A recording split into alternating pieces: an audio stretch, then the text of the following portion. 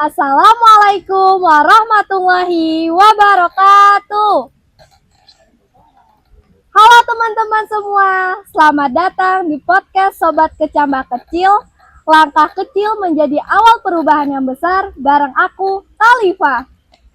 Di episode perdana ini, kita bakal ngobrolin hal yang mungkin banyak belum kita tahu, tapi penting, yaitu profesi-profesi keren yang ada di perusahaan perkebunan kelapa sawit. Jangan mikir ini soal tanam-menanam aja ya. Ternyata di balik setetes minyak sawit banyak banget pekerjaan yang seru dan penting loh.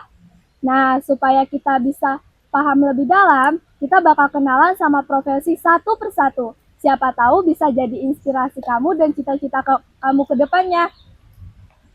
Yuk dengerin sampai habis. Supaya kita bisa paham lebih dalam, hari ini kita kedatangan narasumber spesial banget loh, yang sudah paham tentang dunia kelapa sawit. Beliau adalah Bapak Zulfikar Tindaus. Ya. Selamat datang Bapak. Ya, terima kasih Khalifah. Terima kasih ya Pak, sudah sempat hadir di podcast kami. Ya. Wah, teman-teman pasti sudah nggak sabar nih dengar langsung penjelasan dari narasumber kita hari ini. Bapak Khalifah, izin bertanya ya Pak. Ya, silakan. Sudah berapa lama sih Bapak bekerja di perkebunan kelapa sawit? Bapak udah bekerja di perkebunan kelapa sawit ini 19 tahun. Wah, lumayan lama juga ya Pak. Iya. Tapi apa sih Pak yang buat Bapak tertarik bekerja di perkebunan kelapa sawit? Padahal mah masih banyak pekerjaan di kota sana. Kalau di perkebunan kan tinggalnya di kebun, jaringan susah. Apa yang buat Bapak tertarik? Nah, ini dia pertanyaan yang menarik untuk kita semuanya. Jadi, ini berawal dari cita-cita Bapak dulu. Jadi, cita-cita Bapak dulu itu memang menjadi manajer perkebunan kelapa sawit. Jadi, mulai SMP, waktu itu Bapak mengadakan ikut kegiatan perkemahan di perkebunan. Nah, pada saat itu Bapak pengen jadi manajer perkebunan. Nah, selanjutnya Bapak sekolah di sekolah pertanian, kemudian lanjut kuliah di perkebunan kelapa sawit.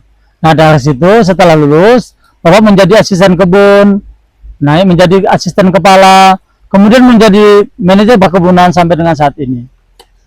Jadi begitu ya Pak, makanya Bapak tertarik bekerja di perkebunan kelapa sawit. Iya, Tapi betul. Khalifah lebih penasaran Pak, ada profesi apa aja sih di perkebunan kelapa sawit? Apakah cuma manajer, apa masih banyak profesi lainnya? Oh iya, Arifah, kalau di perkebunan kelapa sawit ini, kalau untuk yang di lapangan, selain estate manager atau manajer kebun, ada asisten kepala. Kemudian itu membawahi beberapa asisten lapangan atau asisten updeling.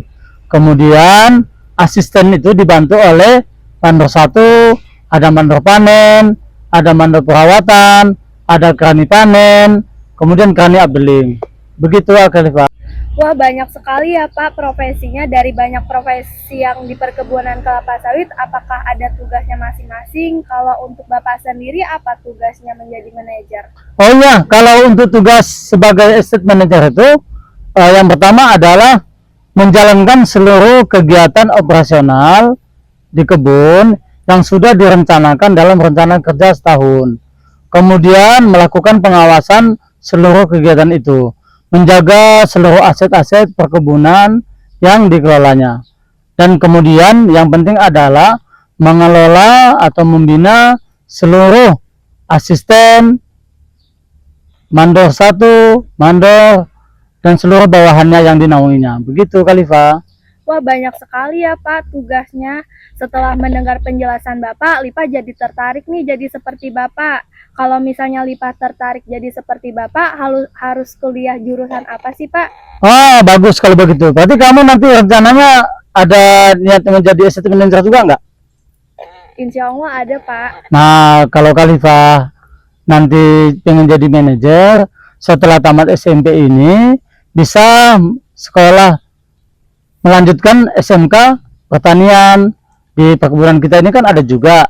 Nah, nanti kalau sudah lulus lanjut kuliah perkebunan.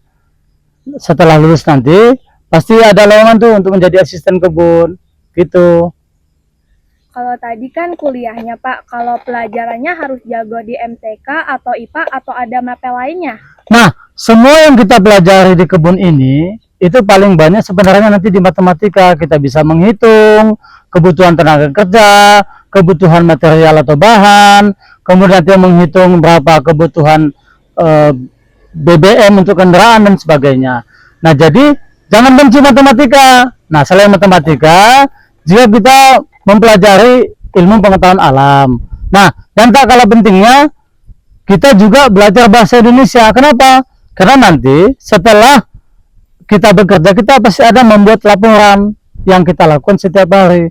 Jadi kalau kita buat laporannya nanti nggak komplit, nggak lengkap, nah nanti kan jadi masalah juga kan begitu. Jadi begitu ya Pak. Iya. Nah, kan Bapak sudah lama nih bekerja di perkebunan kelapa sawit. Tantangan apa aja sih yang sulit Bapak hadapi? Nah, sekarang ini banyak generasi baru ini kan tantangannya di sinyal ya. Jadi beberapa tempat itu belum ada sinyal di perkebunan. Nah, yang kedua juga mental. Yang paling susah itu adalah membentuk mental kerja di perkebunan kelapa sawit. Nah, untungnya di tempat kita ini beberapa perusahaan ini sudah ada jaringan internet. Jadi untuk masalah sinyal ini tidak jadi kendala. Yang penting kita siapkan mental aja. Kalau dia pengen niatnya di kebun, dia niatnya untuk bekerja sebagai ibadah, dimanapun ditempatkan pasti dia akan menerima. Seperti itu kali Pak. Oh, jadi begitu ya Pak. Sekarang apa pesan Bapak? Apa hal yang paling menyenangkan dalam bekerja di perkebunan kelapa sawit?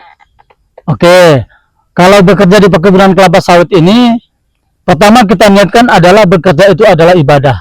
Kalau kita niatkan bekerja itu adalah ibadah, dimanapun kita ditempatkan, kita pasti senang, bahagia, dan senang menjalaninya. Kemudian, yang paling penting adalah kita harus belajar mewujudkan cita-cita. Makanya nanti Pak, kalau memang pengen jadi manajer, belajar yang serius, belajar yang semangat supaya bisa mewujudkan cita-cita itu. Dan kemudian juga jangan lupa mesti didukung oleh orang tua sehingga kamu nanti ke depannya bisa melanjutkan cita yang kamu cita-citakan. Demikian. Coba sekarang Bapak kasih pesan untuk anak-anak yang bercita-cita seperti Bapak. Baik adik-adik sekalian dimanapun berada, khususnya anak-anak sekolah, semua diawali dari cita-cita. Jadi, kalau kalian cita-cita untuk bekerja di perkebunan kelapa sawit, mulailah nanti sekolah di pertanian. Kemudian bisa nanti kalian lanjutkan kuliah di perkebunan kelapa sawit.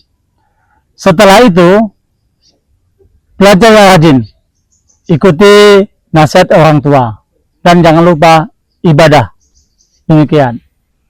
Oke Pak, terima kasih Bapak sudah menjawab semua pertanyaan dari saya.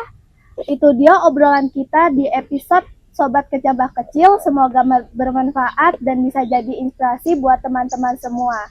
Saya Khalifah, pamit undur diri. Wassalamualaikum warahmatullahi wabarakatuh. See you next time. Bye-bye.